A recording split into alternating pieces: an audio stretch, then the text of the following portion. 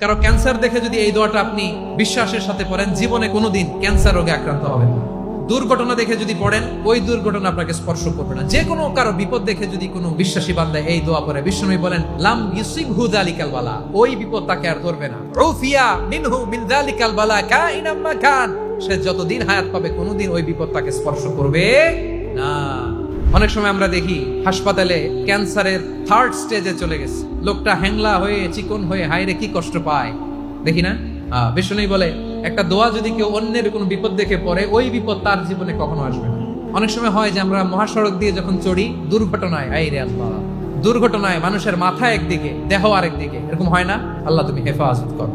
বিশ্বনবী বলেন এই দুর্ঘটনা দেখে কেউ যদি এই দোয়াটা পড়ে, তার জীবনে সে কোনোদিন এরকম অ্যাক্সিডেন্টের সম্মুখীন হবে না।